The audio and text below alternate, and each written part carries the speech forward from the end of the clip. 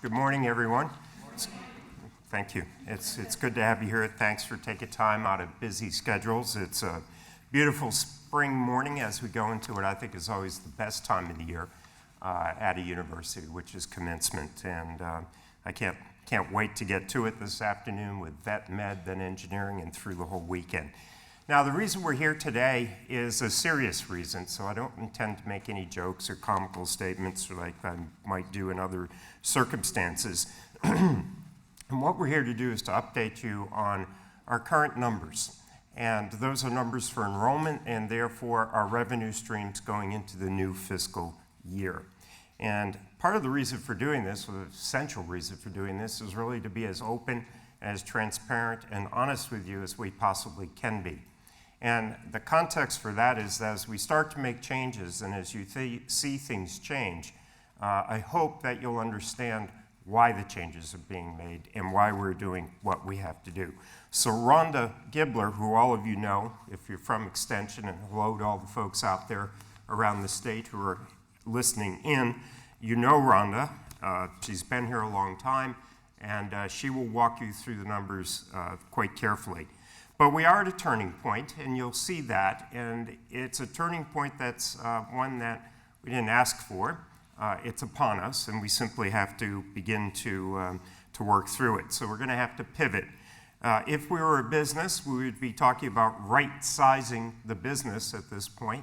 That's kind of a managerial term, but you'll see that 80% of our expenditures are indeed on people. And because of that, we don't have much else that we could do other than to reduce staff sizes, to not fill positions, to not do those things. Those decisions we have purposefully let be made at the unit level. So we haven't told deans, we haven't told chairs how to do that. We think each unit should be able to figure that out and do it themselves. You'll also, and that should give a better result than us trying to do it, as perhaps has happened in the past, out of the chancellor's office or out of the provost's office. But nonetheless, some of that has to be done, and we have no choice about it. In the past few years, we've had recycling of funds, as you know, so that we could take money, bring it back centrally, and then reinvest it in good ideas. This is not recycling. This is money we will not have. In those years, we had that money, we pulled it back, painful though that was, but we were then able to reinvest it in good people and good ideas. Right now, what we're talking about is just a genuine loss in revenue. Now, the reason why this is so important is it's not just a year-to-year loss, all right? If this class is as small as you'll see predictions are suggesting, and I hope the predictions will turn out to be wrong by September, but we don't know, then that will persist. Even if we came back up to our usual size class in the fall of 2017, the class of 2016 fall will always be smaller. So we're going to have about 4 years here where unless other revenues come up, and we'll do everything we can to make that happen, that class will be smaller and our revenues will be somewhat smaller. So in a sense, what we've done, and you'll see this over the last 10, 15, 20 years even, is in order to cope with the stress of falling revenues, what we've had to do is to increase the number of students that we have. And remember, we have a state appropriation and we also have Senate Bill 389, which caps our tuition increases to no more than CPI. CPI is Consumer Price Index, and you'll see the Consumer Price Index goes up very slowly compared to the costs of our compensation. Remember, our compensation includes medical benefits and the like, and medical benefits have been going up at a compounding rate of 6, 7, 8% a year. That amounts to having all our compensations going up at 2.5 to 3% a year. It's that compounding effect that's starting to catch up with all businesses and enterprises in the United States. So you'll see that we could grow revenues by growing student body kind of linearly, and we've done that, but that only grows linearly, whereas expenditures start to grow much more quickly than that and exponentially. So we're at this point, and we've got to always make lemonade when we get lemons, and we're going to make lemonade out of it. So we're going to have to do our best to get through this. The institution is a strong institution. The institution will get through it. I know that. But it's going to be a challenge. And I'm going to ask people to do more. We're going to ask faculty to do more. We're going to ask staff to do more, and I know that's hard, but we're going to have to get through it together. So let me turn this over now to Rhonda, who can give you the facts, the figures, the numbers, and then what we'll do is we'll all try to answer questions for you after you see those facts and figures. Okay, Rhonda? Sounds good. Is this in a good placement? Folks in the back can hear? Okay. So as Hank indicated, we're going to talk through the numbers. But the very first slide that I put up here, sometimes I use later in a presentation, but today it's purposefully the first slide I'm going to show. What this demonstrates for you is in our general fund, how we spend our money. So if you look at that, you can pretty quickly see, as the Chancellor alluded to, we spend the vast majority of our general fund on the people that make the university what it is. And so our responsibilities are very clearly to the people who count on us for their paychecks.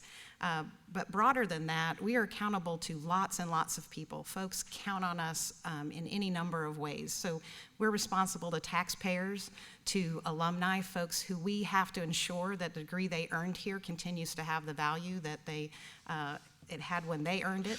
So we have a high responsibility to a whole set of individuals, that's taxpayers and the students, the parents of today, and the students and parents of tomorrow. So when we talk about this having an impact on people, it's very personal to us here at the university, but everyone around our state has some amount of expectation of how we're going to help continue to be an economic engine for our state. So I just want everyone to think about that with me before we get into the numbers. Sometimes the numbers start to feel like this is all just an exercise in looking at money, and we truly understand that the people are the university, and everything we do is driven by trying to do the very best we can for the citizens of the state and for all those folks who are counting on us. So my first few slides, I'm going to give people a little bit of background. I see some faces in the room that'll say, gosh, Rhonda, I've heard you say this many, many times. But other folks in the room may not be as acquainted with some of the lingo that we use in our financial statements. So this is a very basic terminology that we use when we talk about the money that we work with at the university. So you may hear people talk about recurring funds and one-time funds. Particularly our university, over many years, people have used the terms rate dollars to mean recurring dollars and have referred to one-time money as cost. So those may be terms you're more familiar with. But it's essential that people capture the difference between these two terms and how crucial they are to how we manage the university's finances. So recurring funds are those items that we expect to continue. So when we look at our resource base, we have to estimate how much money do we think we're going to keep getting year in and year out. That set of funds is crucial in determining the number of people that you can have working for the university, because pretty much everyone wants to get paid every year. So you pretty much need to make sure that the set of resources that you're putting people on are resources that you have some confidence are going to continue into the future. The other kind of funds, one-time funds, are the resources that come about when we have differences from what we thought our recurring base was. So in general, we have a lot of really good, hardworking financial managers on our campus who have been good stewards of the university's resources for years. And so when they plan their recurring budget, they do it carefully, and many times that means you have money left over. So that leftover money, or the balances that you carry into the next year, that's the one-time money that we talk about. And so when you have a vacancy for a period of time that you had planned on having to pay, you create some one-time money. At the campus level, we might have a situation where we plan for a certain class size and we get significantly more students than that. So we produce some one-time money through that kind of phenomenon. So both kinds of funds are very important to how the university maintains our financial health, but they are very different. So one of the things I want folks to understand is we've been managing the university carefully for a long time. We don't have a one-time money problem that would cause us to have to do very drastic, tell everyone to go home right after commencement, and we need to, really batten down the hatches. We have one-time resources because we've been managing as we went. We have been spending the money we had available to us, and we've been setting resources aside. And in the best of worlds, you use that one-time money always for investment in the next idea, another way to generate revenue. Many people may use it to transition people whose grant is ending before they get the next grant. So there's a lot of good uses of one-time money, but from a financial stability standpoint, it's a set of resources that allow us to pivot, as the Chancellor referenced, in careful ways without having to instantly make very damaging decisions. We have to make decisions nonetheless to continue on this kind of trajectory. We can't have a strong financial future if we ignore the fact that our recurring resources have taken a reduction coming into the next year. So that's the basic difference between these kinds of funds. This is to give you a quick summary of the size of the operation in the current year that we're in.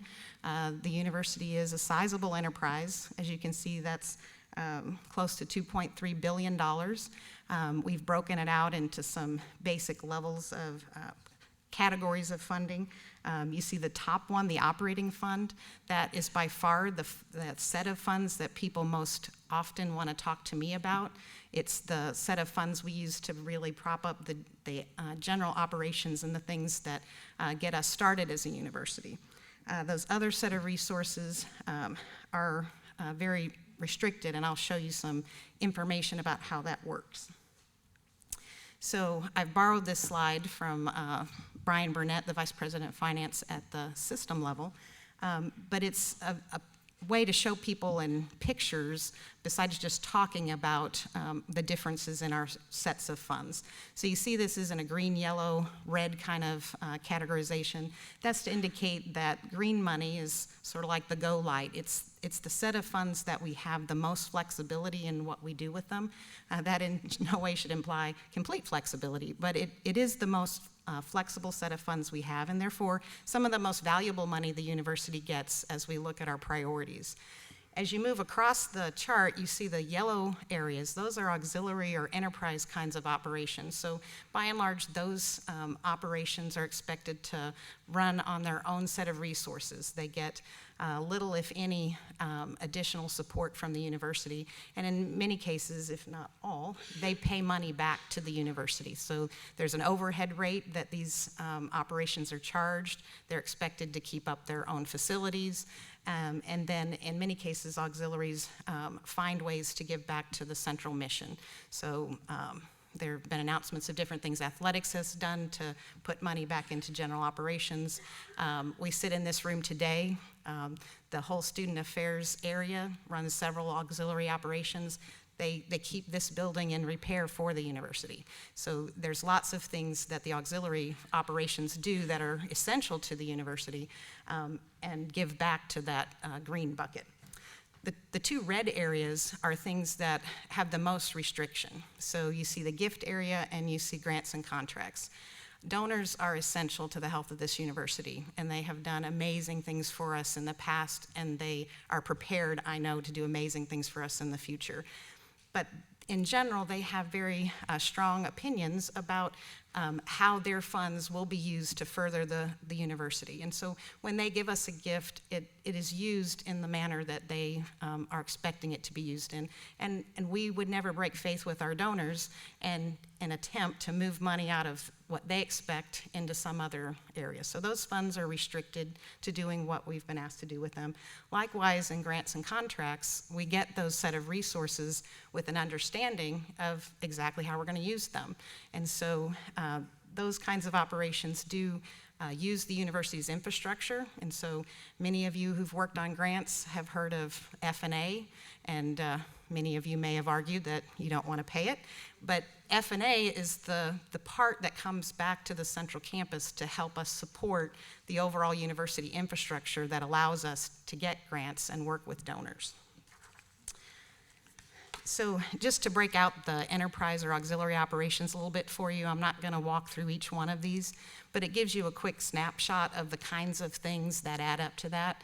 One of the things that you may have said, oh boy, was when I showed you the total at $2.3 billion, and the general fund is just over 600 million, there's a lot of things going on that aren't in the general fund. And so you see in these auxiliary operations that they add up to 1.3 billion essentially. And by far the biggest piece of that are the healthcare operations. So you see the first two lines are the hospitals, clinics, the physician practices. So then that brings us to the general fund, which, as I said, is the piece that most people are interested in talking with me about. There is a misconception sometimes that I decide where all that money goes. I actually do not do that. I know where all of it goes, but it is, those sets of decisions are very complicated and difficult, and they're all about the priorities of this university. So they are made through the academic side of the house as we think about how we want to position the university for the future. Maybe that'll forestall people coming to my office with high hopes. I don't know. So this shows you how it breaks out. State appropriations, as you'll see, is a sizable set of our resources. Tuition in the current year is absolutely the biggest piece of our general resources. And then I referenced what comes back on grants. We call it F&A, or Facilities and Administration. For many years it was called indirect costs. That brings in about $35 million to that overall pot. An important trend to note about what's happened over the last many years. Why is it the university operates different today than it may have in the past? And it's also important to note, this is not just something that happened in Missouri. Somehow higher education in Missouri has missed the boat. This is a trend that's been happening in public higher education across the country. But we feel it very dramatically in how we go about doing our business and how we make sure that we live up to the expectations of all those people I talked about earlier. So as you can see over this timeline, there's been a reduction over time of the percent of our operating budget that's covered by the state appropriation in comparison to the tuition that our students pay. So today, as we do our work, the students are a larger payer than the state is. And so as that shift has happened, that means we have to continue to think about how we go about doing our work. This is just to give you a backdrop across the country. When you look at how people fund higher education, the state of Missouri is on the low end of that. So this is a ranking from 1 to 50, and we're number 44. I would say that that isn't a new phenomenon. That is, we've been in the mid-40s for a very, very long time. The oldest data that Todd and I looked at was back to 1958, and we were in the 40s in 1958. So it's systemic of the way that the people of Missouri think about their investments. And so we need to be aware of this for a number of reasons, one of them being that when we look at the states around us and the potential other universities that may be trying to draw our students, many of them have a higher base of funding from their state than we do. And I'm not saying that to be critical of anyone in any way. It's a fact that when we do our planning and thinking through how we do business, we have to be conscious of that fact. This graph, we did a forum of this nature on Wednesday, and this graph was on the screen the longest by far. So it probably is really true. A picture is worth 1,000 words. I did attempt to use somewhere close to 1,000 words to describe it. But when you look at this diagram, it gives you a sense of what's been happening. And this is what Hank was referencing when he talked about CPI, so the Consumer Price Index. What we've tried to plot here is just to give people a sense of what's been changing over time with respect to how we go about bringing revenue into the university. So the red line indicates where we are in terms of state funding change over that time period. We go back to 2001. That was the last high point in state funding for our university and higher education in general. And we plot the percent change over that period of time. What you may not be able to see really well, particularly those of you in the back, is that line starts at 0 because it's plotting change. The red line, point. I always worry about putting people's eye out with lasers. That's probably just a fake worry of mine. It doesn't appear to be working. You can point for me. Oh, I was pointing at your head. It's not good. Okay, I'll let you do that part. So when you look at the red line, he does like to work with the technology and lasers.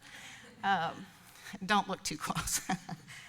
So that red line shows you where we've been in terms of change in state appropriations. The really good news is in the coming year, we're expecting to be back at even with where we were in 2001. And people can be really critical about what that means, but let's not forget that the economic times that we're just coming out of have been very difficult. And so during that time frame, the state has made many tough choices in trying to determine how they do the best they can for our citizens with a limited set of resources. But the reality for us is that we are just now getting back to the same nominal amount of money that we worked with in 2001. So that's something that, if you think back to what you were doing in 2001 or how much resource base you might have had at that period of time, sometimes I feel like 2001 was yesterday, but in fact, when I look at my children, it's clear to me that it was not. They're quite older and have more opinions now. So one thing I do want to stress is the importance that we have gotten back. Okay, so there's been a general trend across the country in disinvesting in higher education, and our state is working really hard with us to try and improve that. Our 4% increase for this year is something that we're all very thankful for. I think I saw Vice President Steve Knorr come in at one point. Yes. He and his staff and many other folks, I know the chancellor and the chancellors from the other campuses and vice presidents and curators, I see Curator Cups there at the back, have worked very much with our legislature to help them understand how important it is for them to help support us into the future. And given everything that this last year has been for this university, getting a 4% increase from our legislature is something that we should all applaud. It was quite an effort to bring that faith back, have the legislature understand where we've been, why we might have been there, and that we are still a very good investment. All that said, however, that leaves a big gap. When the state, as a major piece of our overall funding, is doing everything it can to get us just back to where we were in 2001, the expenses that we face have continued to go up over time. So the green line you see plotted is the change in the consumer price index over this same time period. And the consumer price index is a way that a lot of people try to index what's happening in the environment. And certainly many people would tell you as an individual person, it may be a fairly good predictor of how your costs may have been changing. But what I can tell you about the way we do business at the university is it's a pretty low, it's on the very low end of how you would predict the way our costs are changing. CPI is looking at a basket of goods that a person would buy, so it has about 40% of that cost is driven by rent. It also has a lot of things that are driven by what's happening in the fuel markets and things of that nature. We don't buy that same set of things. We spend, as I said, most of our money on the people. And in general, if CPI, like this next year, is right about 0.7, personnel costs do not rise at 0.7. If you told a group of people, and maybe today you would be happy about it, but a few months ago you wouldn't have, that the raise is going to be 0.7, people don't think that that's a real change in their revenue base. So that's just to give you a very, very conservative look at what's been happening with the cost structure we're facing. So you can see there's a huge gap between there.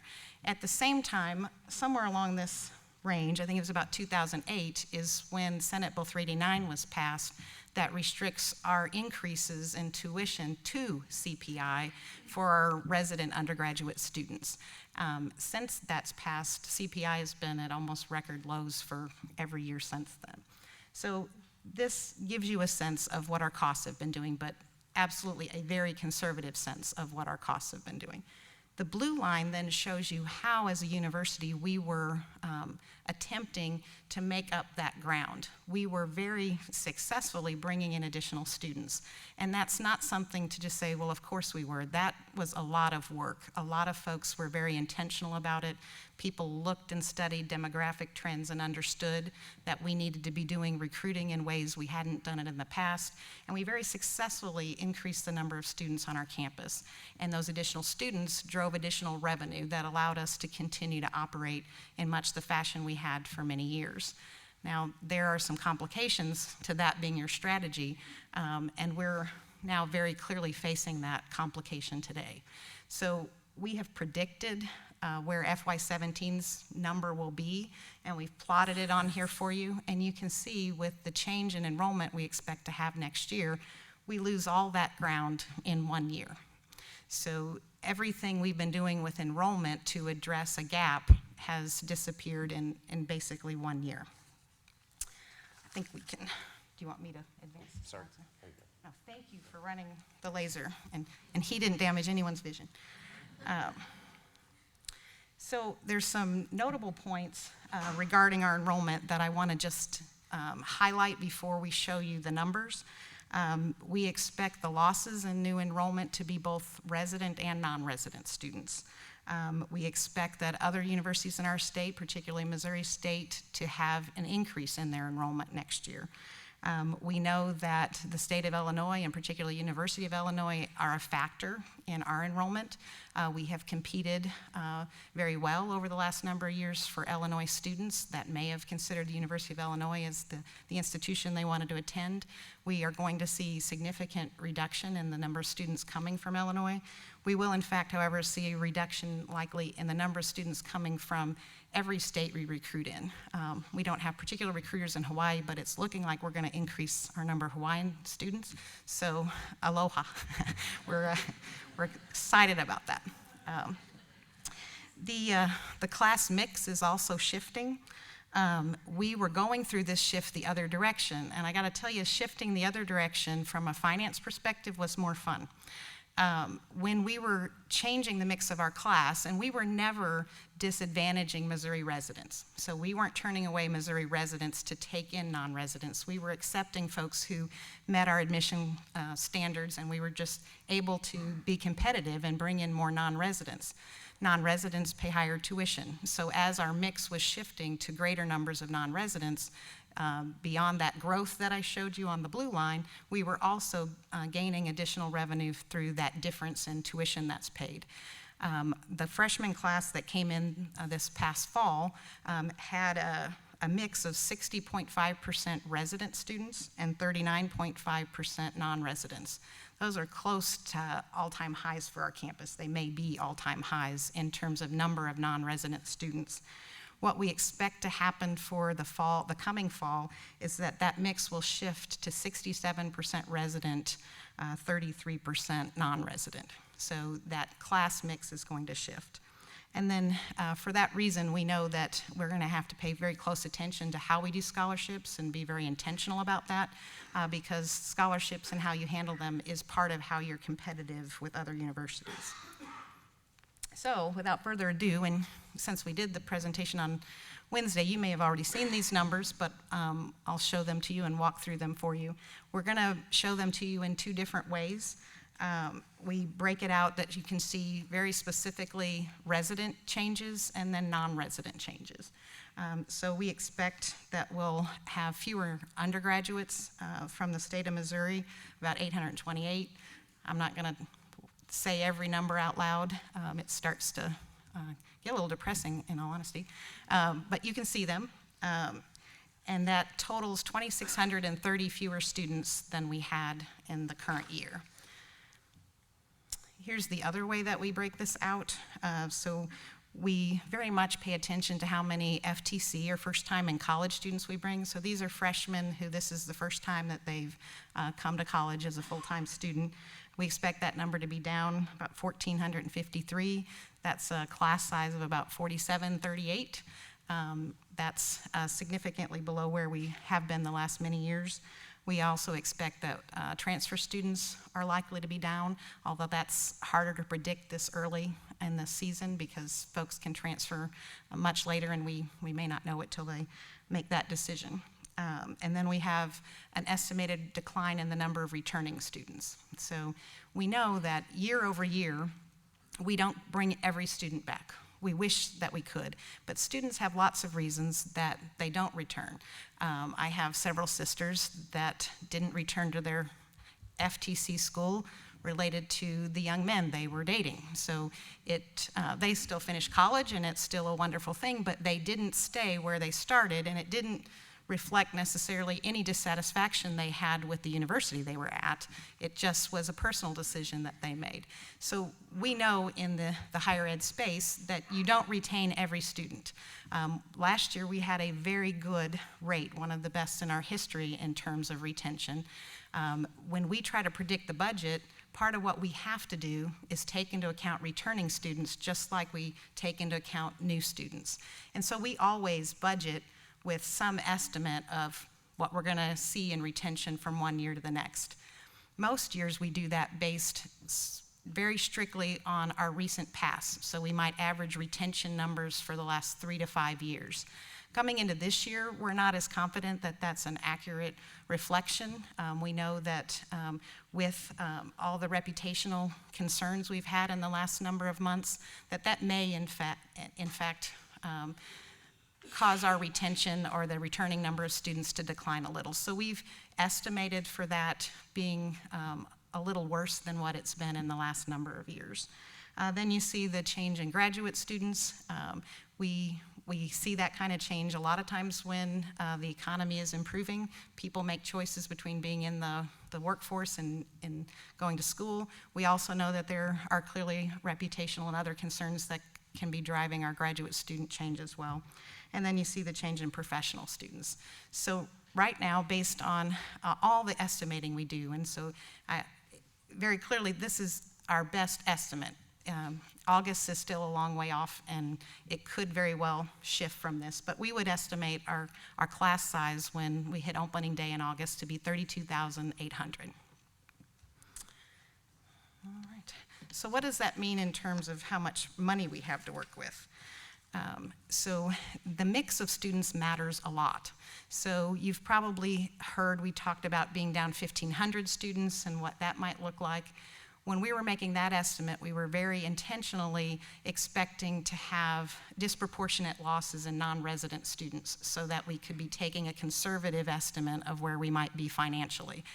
So now when we're 2630 as our guess, we have a much clearer picture of the mix of those students. So if you went back and looked at 1,500 and the amount of money, and you look at this number and the amount of money, you'll say, gosh, that seems really different. There is a lot of difference because the mix matters a tremendous amount, and we do a lot of modeling to come up with how we're going to calculate that revenue. So based on this mix that I've just shown you, we would estimate that that's $36.3 million less in our recurring revenue base than we had in the year we're in right now. We do have some modest tuition increases that we're taking to the Board of Curators soon. They're not yet approved, but if approved, they would generate an additional $5 million. That's mostly in professional schools, so a lot of that resource will pass directly through to those individual schools and colleges. We also are very grateful, as I said, for the change in the state appropriation, so that 4% increase will certainly help us in a year like this. We'll have a $9 million increase or thereabouts in our state appropriation, resulting in a gap of $22.4 million compared to last year. We also have some new things we need to pay for. It's impossible to think that you can always stand still. So there's some things that we label as unavoidable expense change. Most years this is an increase in our total expenditures. This year you see it comes out as a net back to us of $1 million, and that's because our scholarship expense is largely based on automatically awarded scholarships. And so when our class size is growing, sometimes we have this automatic increase in what our scholarships are going to cost. In this case, since enrollment is declining, we have an automatic savings. Clearly, we would trade that for the enrollment being a little better than it is. Then you can see what we expect in terms of other kinds of things. So I referenced a good bit of that $5 million that we will get in new tuition based on rate changes will be passed through in the form of tuition share back to schools and colleges. Maintenance and repair funding, there are things that you have to just keep putting the money aside. We don't do nearly well enough on that front already, so not putting enough money aside is just not an option. Utilities, of course, those prices go up. What I can tell you is this is an amazingly good number.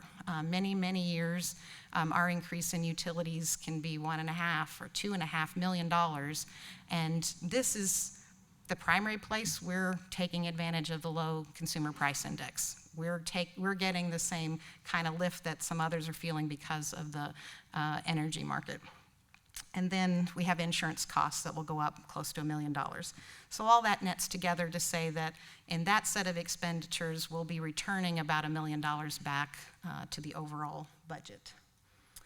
Then we have strategic investments, which are things that you might say we don't have to do, but I would tell you in this year, these are things that we absolutely feel are essential to moving the university forward. Faculty promotion adjustments. The university, even in the toughest of times, have not walked away from providing those promotional increases when a faculty member goes from assistant to associate professor and from associate to professor. So we're putting the funding in to make sure that we can still provide those increases. We're putting additional funding into diverse faculty hiring. We do this each year. This number is in keeping with what we've been attempting to do for quite some time. We are looking at a 3-year process to increase our police force. This would be 1/3 of the cost to increasing the police number of police officers, but also the dispatchers to make sure that we have an appropriate number of folks handling those safety issues. The CAPS is related to HR, and this is basically, we're going to stop charging individual units for it, and we're going to cover it centrally. And in a lot of ways, it's a wash to people across the campus because they've been paying this individually. Then we have the biggest investments are the Vice Chancellor for Inclusion, Diversity, and Equity. We're looking at putting $1.5 million of recurring funding into that in the next year. Everything we've looked at would indicate that this probably isn't enough, but we'll have to start here and then see how that develops over time. And then the last 3 items are all related to graduate students. And I think clearly everyone knows that we have work to do in how we're supporting our graduate students and making sure that they feel absolutely supported by our university. So we have graduate student stipends. We announced an increase in that minimum. This $3 million is what it takes to move people who were at the minimum to the new minimum. The health insurance for graduate students was underfunded by about $800,000. I would expect that we'll have to find additional money for this purpose in the next year. And then graduate student waivers. We do that in a fairly decentralized way. The waivers are granted out among the schools, colleges, and departments. And historically, we've been granting more waivers than we actually were budgeting for. So we're going to make sure that we shore that up. All right, so I am almost done. This is just a set of some kind of takeaway or notable points about our financial situation and adjustments that we're making. As the Chancellor alluded to, we're not likely to recover and be right back into business as usual for fall 17. We also put the budget together expecting to cover the majority of it with the 5% reduction, but there's a $6.8 million gap between our projected revenues and our projected expenses. We're going to cover that in the FY17 year with the use of one-time resources that I referenced, but on a recurring basis, we will have to address that in the FY18 year. So we're going to start our planning in 18 knowing that we have a gap of $6.8 million to cover. If we hold our own, if we can bring in a class of 4,700 or so, again, for the following fall, if we don't recover, we're going to face another 2,000 student change in enrollment. Now, many of us believe that we will absolutely recover from 4,700. No one can accurately predict today how far we'll recover or how fast we'll recover. So this is a process that we're going to be in for some time, and we'll be paying very close attention to what those numbers look like and what they mean for us financially. And then we do know at a certain point in time, the doing the percent cuts across is not a feasible option. But as the chancellor said, we really believe that as you have to make these kinds of really difficult cuts, that you need those decisions to be made where people have enough data and information to cut the right things and not do things that are expedient but not very strategic to the future of the university. So I want to end my part of the comments with some hope. I am an extremely optimistic person. Some have told me that's the only way I can do the job I do. But this is an amazing university, 177 years. It has been through world wars, and it has been through extreme other changes. And we've weathered that each time difficulty has come to this university because of the people. It's all about the people. And so it's in our hands. We can hand off a better university to the people that follow us by the decisions and the work we do today. So each of you can play a role in taking the university to the next level, whether it's in your own unit, understanding where you can help make adjustments, where you can suggest maybe we could economize by doing this or that. If it's talking to other folks and helping them understand that it's safe at Mizzou. You know, that's one of the things that persists, that we really struggle with, is a perception of people who aren't in Columbia that there is a safety issue here. We can understand why that perception might persist, but we need people across the state and around the country to understand and see the Mizzou we see every day. Most of you were probably here every day that things were very tense, and you are here today. We went through some challenges, but we remained a safe place to be as a university. And many prospective students and parents don't know that. They need to be hearing from us, and we all need to work on getting that message out that this is an amazing place to come and study. And in fact, it is a place that you can send your student and feel that they're going to get a quality education in a very safe environment. So I have hope. I want each of you to have hope, and I hope that, as the chancellor said, we can come together as a team and find ways to take this university to an even better place into the future. And with that, rah-rah, holding sign, we're going to move to the question and answer time. So let me just say a few things. I think I wanted to emphasize that, as Rhonda pointed out, we're taking about 80% of this problem and swallowing it right away this year, all right? And the other 20% we're taking out of savings, if you will, out of cost money. So we're gonna do the things we need to do to make sure that happens and to make sure it happens well. But I think that's important to emphasize, is that we're not waiting around, we're not trying to pretend that this isn't real.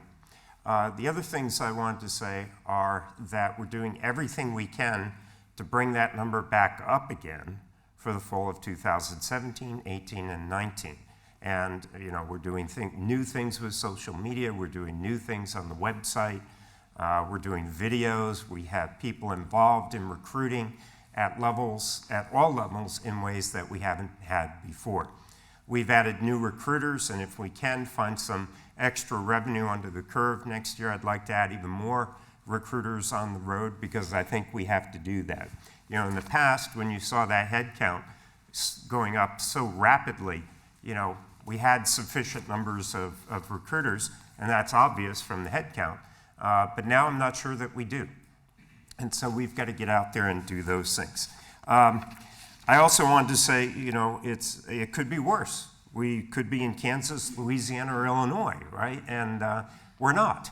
And so I want to reemphasize what Rhonda said, and that is we did get 4% increase in our appropriation this year, and that's tremendous.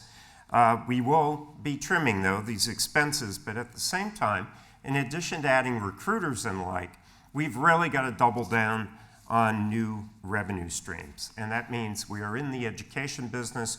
We've got to find new educational opportunities and markets.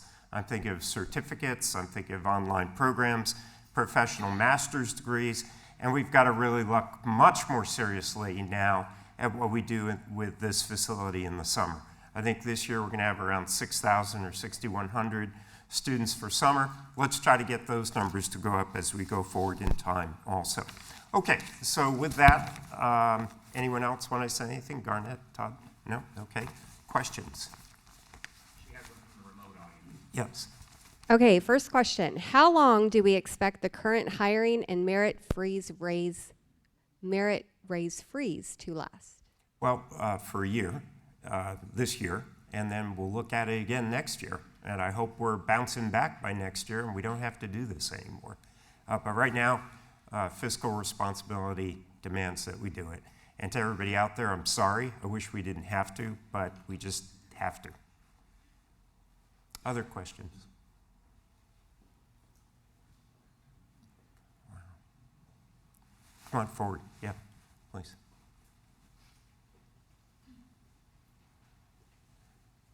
My question is about demographics. Yeah. What's your anticipated, or what do you anticipate the demographic growth in the potential student body might be over the next 10 to 15 years? So right now, we could say, Rhonda and others in enrollment had estimated that we would be down about 300 students based on demographics. So the demographics over the next 5 to 6 years are down.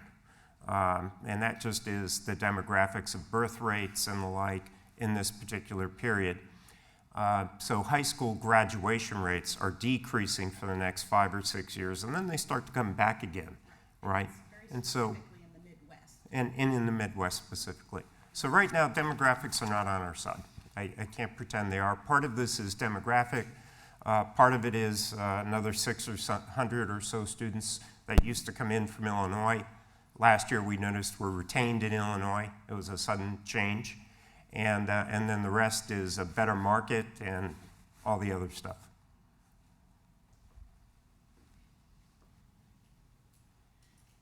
Everybody out there in the state still listening? Yep, good, okay. Yeah, come on up. I'm sorry you have to walk up so far. It's kind of discouraging for asking a question, isn't it? You know. Hi. Hi. Public Research University across the country is a challenged institution. Yes. We're especially challenged here because we're also fulfilling the duties of the land-grant institution. Can you talk about how your long-term vision entails meeting both being excellent research and serving the land-grant mission? Yeah, it's a great question. It's true. We don't have the extra resources that a private university has in terms of endowment. But what we are doing is we're working really hard to change that. So Tom Hiles and his staff are in the midst of what appears to be probably a record year for raising funds, which I find really heartening because in November, December, it looked like we were going to be in for a really bad year. But as we've gotten on the road, told our story, talked to people, talked to our alums, the Mizzou family, if you will, they've come back, and they've come back even stronger. And I think that's really going to be important to us going forward in time. We'd like to be able to think that those kinds of expenditures that could come out of endowment monies will help to offset some of the things that we don't have in terms of tuition revenues and also appropriation revenues.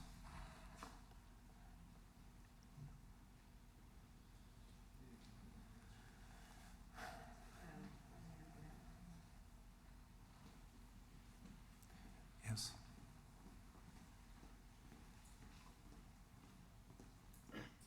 Do we have alternate ideas for use of dorm space that will not be required for incoming students as a revenue generation option? I'm going to let you take that. Yes, and I see Frankie, I was told there's a delay on this mic, so are people hearing me? Is that mic on? I don't think it's on, Rhonda.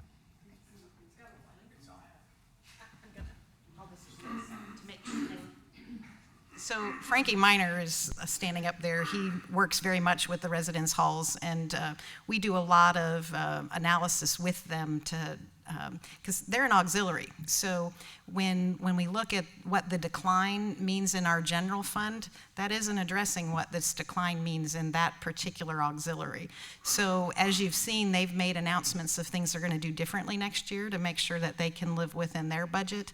And they are very much brainstorming ideas about what they can do with residence hall capacity. One of the things we've had as a challenge as a university over the last many years is we would like to house more of our returning students, and we just simply couldn't because we had a capacity issue. So one of the things we hope to do is be able to make that space available to more of our returning students, because we know the data shows if students live on campus, particularly the first 2 years, there's a definite impact on their success and how well they do in their coursework and move on to graduation. So one of the key things that they'll be doing right away, and I think are already very actively doing, is making sure that the returning students understand that they have an option that they wouldn't have had in the past. And they are a very creative group and are working very diligently to look at those options. So. Another one from the live feed. What cuts are upper administration going to make? So we have have asked everyone to cut on the staff and the administrative side before we cut things on the academic side. So we've asked for that across the board. Of course, none of us are getting increases of any kind either. But, in all of our offices, there will be cuts made, I assure you. The 5% is across every part of the university. So we didn't hold out certain parts of the administration and we don't have a 5%. Just my very small part of the world, in the Division of Finance over the last few years. 3 years ago, we had 55 employees. Coming to this next year, we'll have 47. And so as we take our 5%, it's going to be done through open positions that we had hoped to fill, that we'll look at how we can rearrange the work we have to ensure that we meet our obligations, but we're going to have to do it with fewer people. So. Just as a point of fact also, it's interesting to note that administrative costs, 33% of the total is in Jesse Hall, and the other 66.6% is out in the campus, in the units, the colleges, auxiliaries, and elsewhere. Yes? That is a long walk from the back. It is, yeah. I'm Good sorry morning. about that. No problem. Shelley Bushrow, Regional Director with University of Missouri Extension. Good to have you here, Shelley. Thank you. Question I have, as you mentioned, social media and other ways of recruiting students. As you well know, we have offices in all of the counties across the state of Missouri. Could you speak a little bit to how we can partner with admissions in being your front door of the university out in our regional county extension offices, and what role can we play in helping increase enrollment here at the university? Well, I've been here about 3 years now, and before I was in this job, I spoke to Extension many times, and I think you remember what I said, and I'll say it again, and that is I kind of think of Extension as our diplomatic corps, right? And we need you to be our diplomatic corps and to get folks out in the state back on our side and on our team and working with us and sending their kids here. So I'd ask all of you to double down on that, to do everything you can to help us. And if getting us out there to help you helps that situation, we'll do it. But I think that's a really true partnership that we need to enhance and revitalize as much as we possibly can. I'm happy to say that, I think we are identified or have identified a new leader for Extension. We're in the throes of that right now, but we had some excellent candidates, and I couldn't be happier with the way that's going.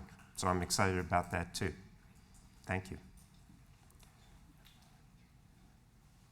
We have a question that kind of follows up on that one about how are there going to be marketing materials or any sort of brief training that could be provided to extension personnel that could help with recruiting students and kind of talking about to offset the reputation concerns from last fall? So the answer to all of those is yes. And Jennifer Hollingshead is not here this morning, but she's our leader of marketing and communications. And in fact, she's working with focus groups right now on materials that we will be getting out to help us do the marketing campaign. And again, if we're in business, we'd be talking about branding and rebranding. I'd really like to get MU to the place nationally where I think it deserves to be, which is not back to where we were, but back to where we ought to be, which is much higher than where we were. And so we're looking at that pretty seriously. We're lucky that we have some really outstanding alums who are in that business and who are donating their time to us to help us make that happen. We also have an SEC spot that we have to have ready to go for the football season. That'll be done soon, and we're test marketing that as well. So I think we're working on those things, and stay tuned. Once we've got a new director, a new vice chancellor, I guess it is, for extension, we ought to be able to get all that done strategically very quickly coming in this year. So that'll help us to turn things around for fall 17. Okay?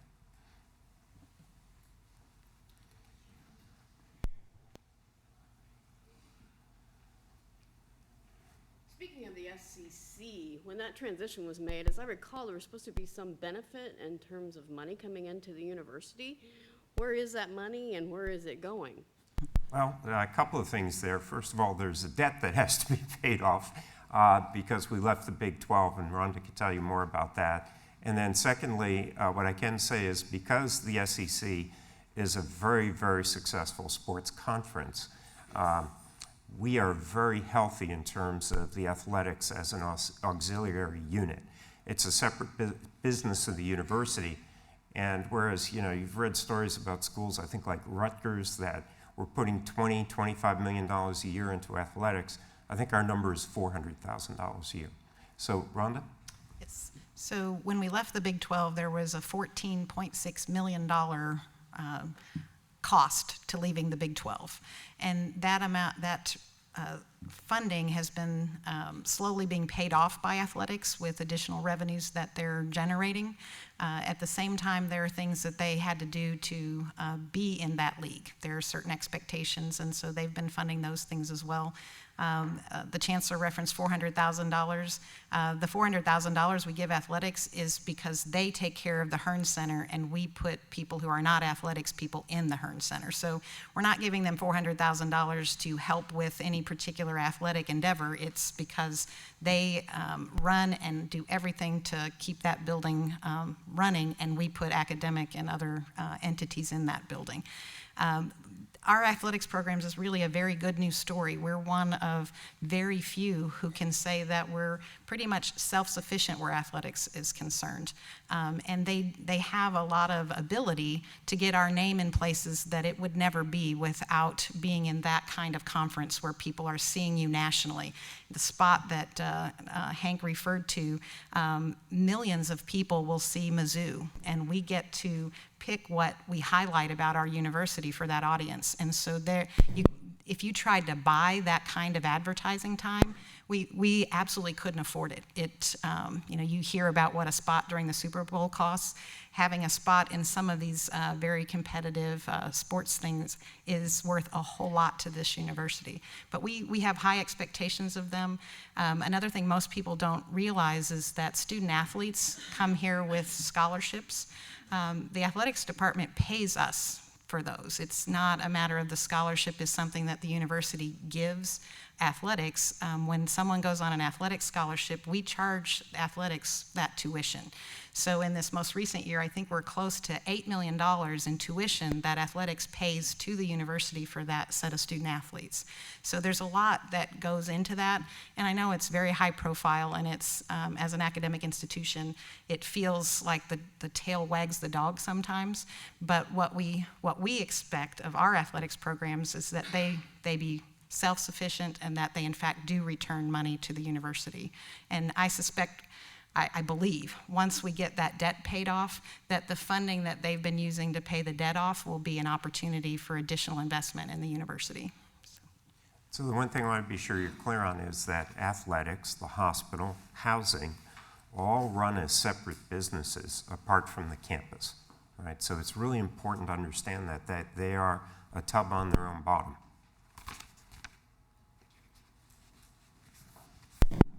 Joe? Joe, you don't have your sign today.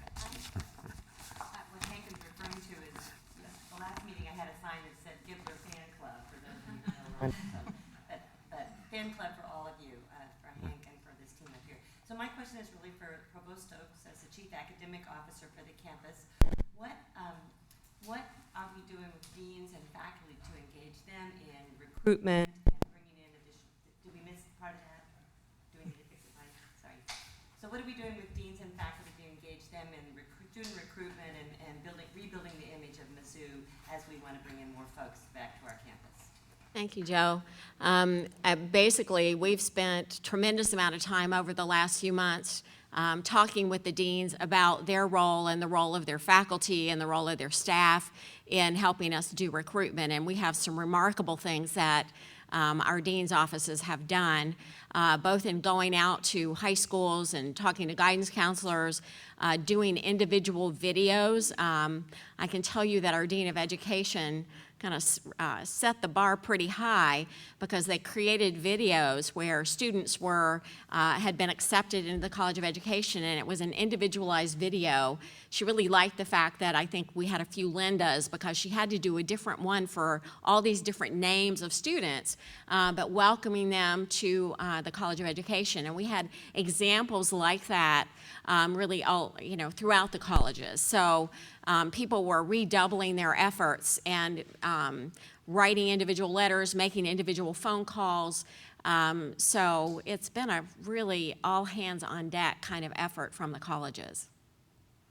I have a question from the streamers. Can you talk about what is being done to make the campus safe for students of color? Sure.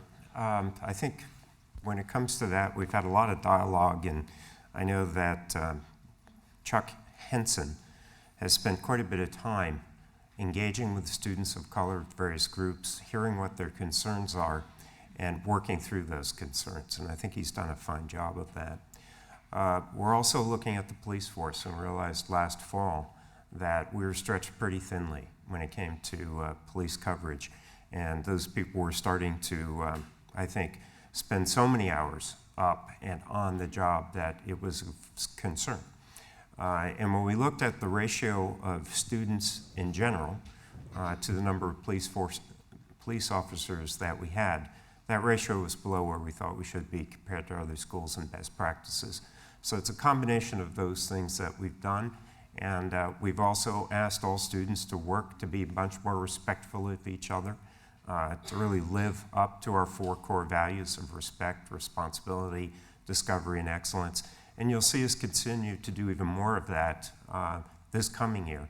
I'm particularly pleased that Kevin McDonald is coming on board at the system level, and that he will be bringing some real expertise in that area to us, and I look forward to the things he'll be doing as well.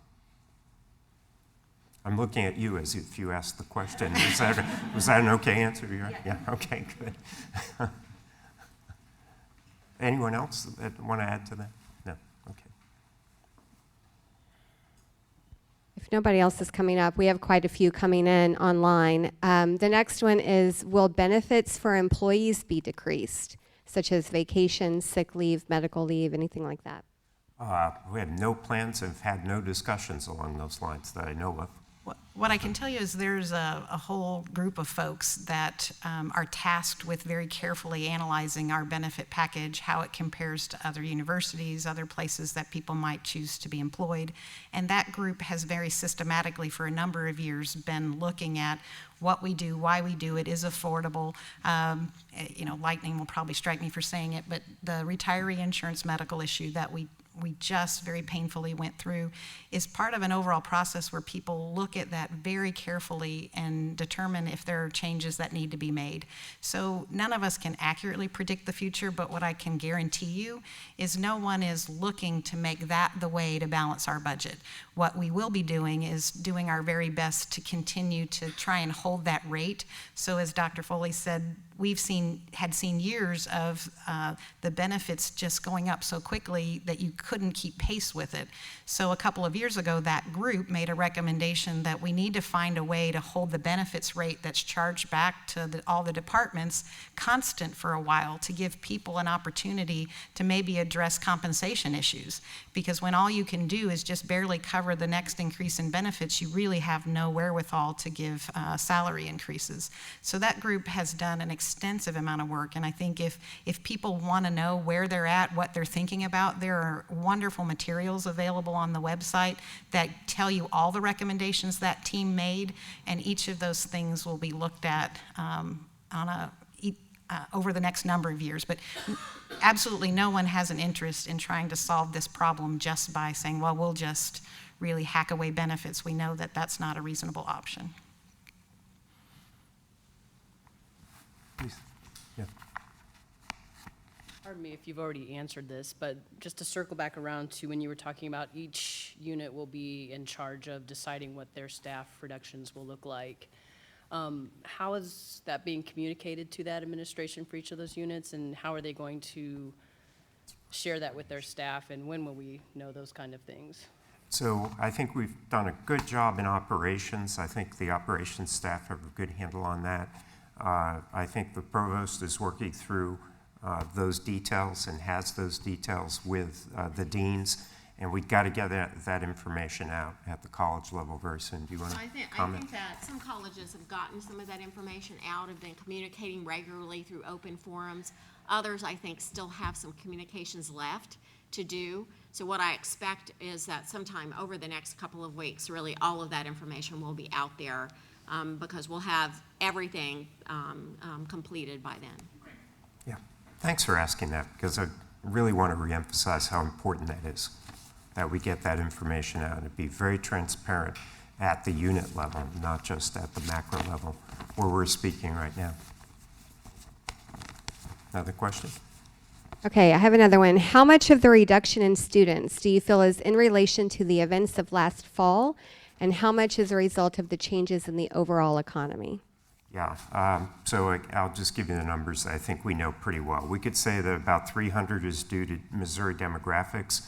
We'd say about 600 or so, and these are rough numbers, is due to changes in Illinois' ability to retain their own students, and the rest of it is a combination of everything else, which is better economy and some bad media. I hope no one's here from the journalism school. They get very angry when I say that. National media. Well, there's that phrase, there's no such thing as bad publicity, Yeah, but there is. yeah, we would disagree with that right now. Yeah, and when I say media, I mean social media especially. Yeah.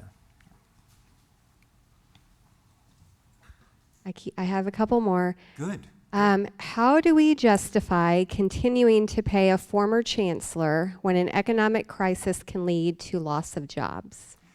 Well, that's a contract, and we're a country of laws, and by law we have to fulfill our contracts. And so Chancellor Bowen Lofton had a pretty darn good contract, and we're going to live up to it.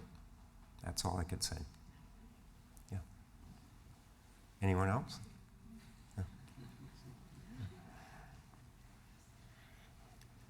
Okay, I'm going to keep rolling. Please. With the current staffing cuts, when will those currently residing in positions that will be eliminated or consolidated be notified of the loss of their position within a given department? Is there a deadline for notification? Yeah, there are all sorts of things that have to be done, and that has to be done very carefully, and it's not sudden, and there has to be a runway for it, and people have to know it's coming.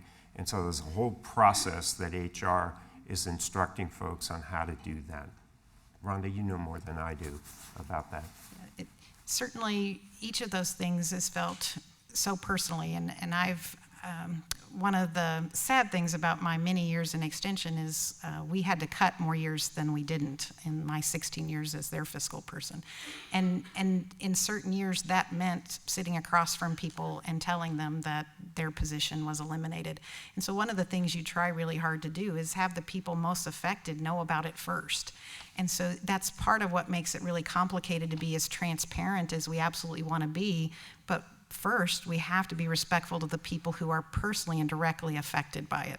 So we will make clear what all these different cuts have been, but we'll do it in a time frame that allows for that respect to happen in the individual units. So it is a process. It should be a process. And we need to let people go through that in a way that respects the fact that these individuals, many of them who may lose positions, are losing it through no fault of their own. And that's not something any of us relish. And we want managers to take that very seriously and be very respectful of the folks involved. Here in Columbia, I have to give the community credit and I have to give Gary Ward credit. It's a little bit of good news, and that is because he was able to predict early on where he was going to have to make the cuts and let people know. The community, actually, the business community came together and created job fairs to try to absorb those people. Once they knew that they were going to lose their position with Gary, they were then out there looking and being absorbed into the community, which I thought was just an incredible gesture and one that was quite meaningful. Which is why it's crucial that these issues be transparent at the unit level. Yes, hi. Didn't I just give you a Kemper Award? That was more fun. Yeah. In case Sarah. tuition, Right, yeah. in case enrollment numbers don't bounce back quickly, are there plans for long-term cost savings through restructuring either of academic units and programs or administrative units? We're not there yet, but we're going to have to start thinking along those lines through the summer and into the fall. But let's hope we don't have to go there and that we can bounce back in 17. So by April of this time next year, we ought to have a better answer for that, Sarah. But right now, we're not looking at that. What I can tell you on the administrative side is the landscape in which we do a lot of the support functions has continued to change drastically over the last number of years. And so there's a whole group of folks in finance, HR, communications, IT that continue to look at what should those models look like, and are there ways that we can reduce the cost of that footprint but yet do that work in a very effective way. And so some of you may know we have an efficiency and effectiveness team that has worked with a couple of colleges already to try and address where they may be able to do some realignment. That group will work with individual units across the campus as they have the freed up time to try and help people answer those kinds of questions. Are we designed from an administrative and support side of the house as effectively as we can be? Because at the end of the day, we're here for our academic missions, and so we want to very much on the administrative and support side ensure that we're asking those questions, that we don't just assume the way we've always done it is an effective way to do it in the future. So.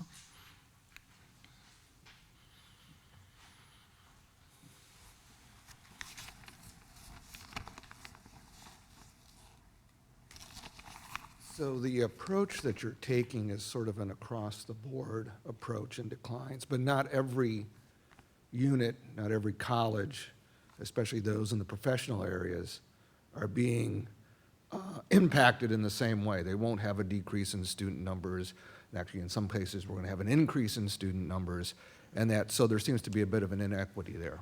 Well, that comes back to the question of how our internal business models work. And right now, if you just speak about it from the budget perspective, we have an incremental budget process, which is a historical budget process, which is to say we spread it all out and everybody shares the gain and shares the pain equally, independent of their individual actual revenues.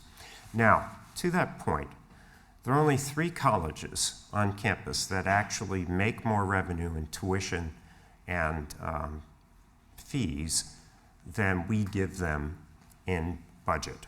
One is arts and science, and they make twice as much as we give them in budget, and we redistribute the rest of it to the other colleges, business, and I think HES. Everywhere else, there's a net loss every year in those professional schools, for example, in medicine, in vet med, and so forth. So it's a misperception to say that even though their numbers are up, that has changed. It hasn't.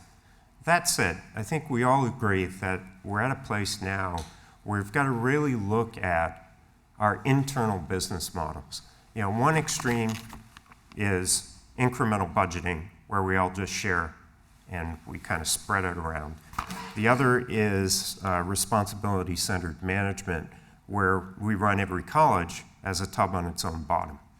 That extreme has been tried at a number of schools, and it doesn't work very well in terms of trying to create a collegial environment and interdisciplinary environment and sort of enhancing those sorts of academic values. But there may be something in between, a more hybrid approach that we could take that would create kind of incentives that you're describing for deans and chairs and so forth in colleges to do even more to try to recruit into those units. So we'll be looking at that. It's a time of change. It's a time of change. Okay, I have another one. Given enrollment is decreasing, is this carrying over to grants and contracts? If they are holding their own, how does this influence the overall fiscal situation? So grants and contracts are pretty much a separate area from undergraduate enrollment. That said, though, the estimates are that grad student enrollments could drop, and that might be where it starts to affect grants and contracts. That is, staffing and person power to really staff up the research programs. But right now, I'm not pessimistic about that. I'm quite optimistic that that won't happen. What I'm saying is I don't think there's going to be a sharp decrease in our grants and contracts. I think we'll be fine there. What I do worry a little bit about is that I think the expedient thing to do at times like this, if you're a researcher and having run a big research group over the years, is you start to shift away from grad students and towards postdoctoral fellows. And, that's an expedient thing to do, but it doesn't quite fulfill the full mission of the university. So I want to keep an eye on that. But I'm pretty optimistic that grants and contracts will continue to be pretty good.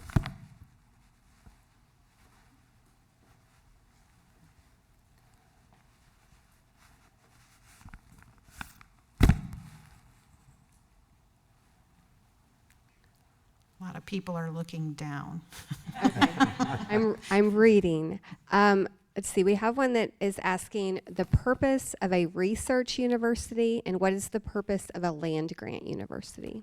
So, the Land Grant Act, the Morrill Act, is really one of the most astonishing pieces of American history, I think, that you can really understand if you go back and look at it.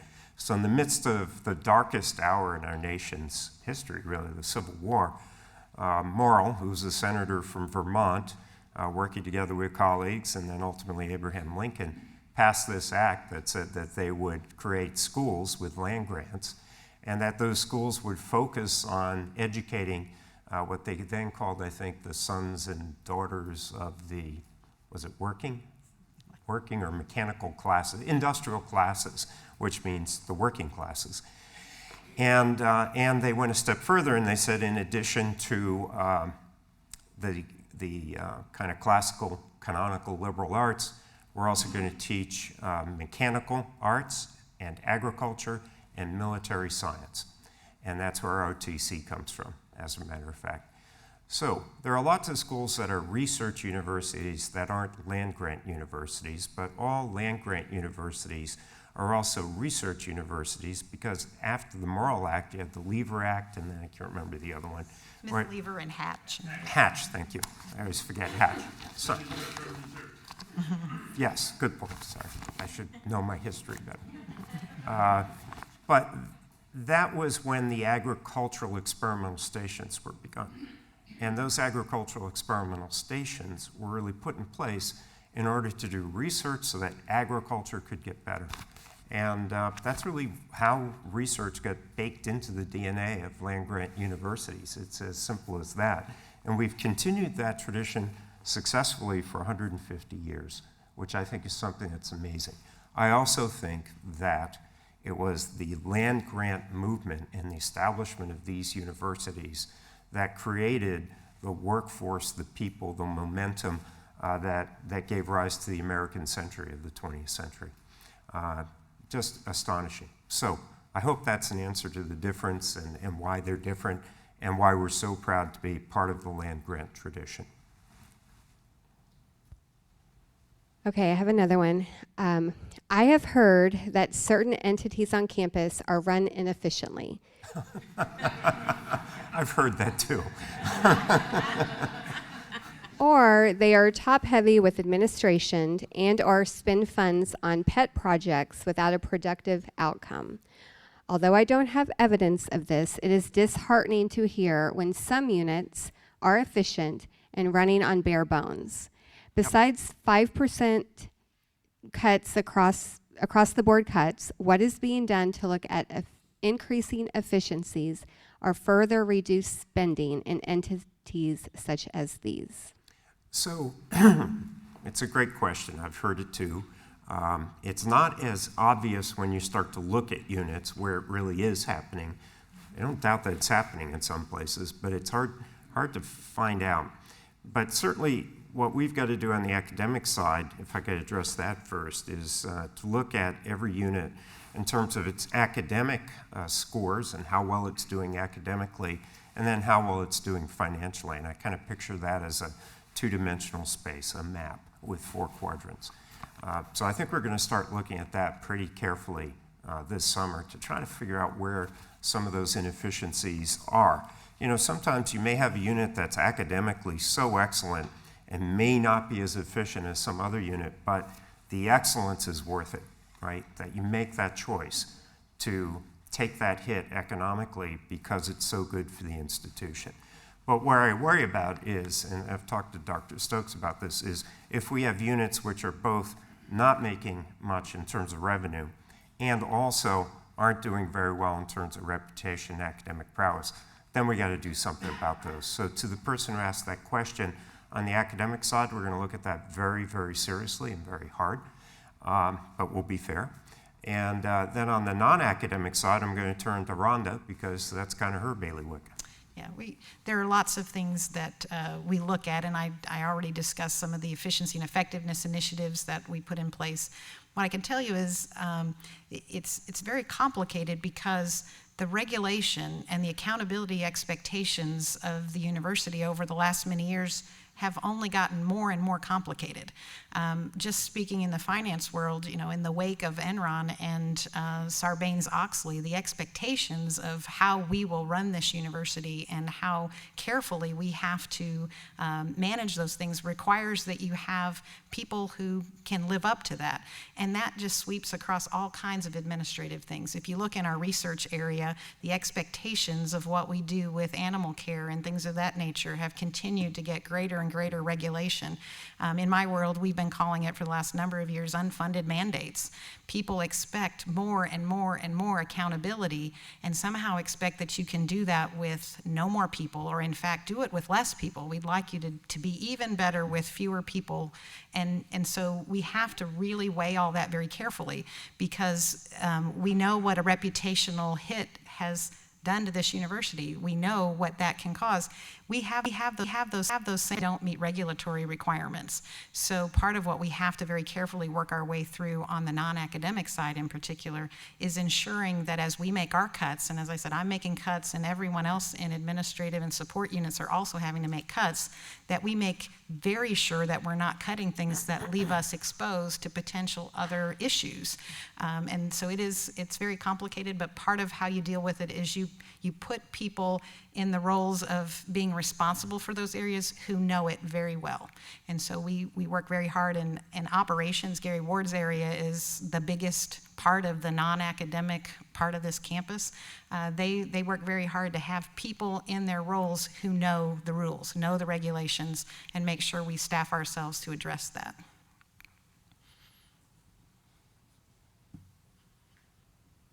Nothing? Nothing? Anyone else? No more questions, Rhonda. What a timely group. We had Really? like 3 minutes left, I 3 think. minutes. So. Folks, thank you very much for being here today. I appreciate it, and look forward to working with you in the future. Enjoy the commencement season.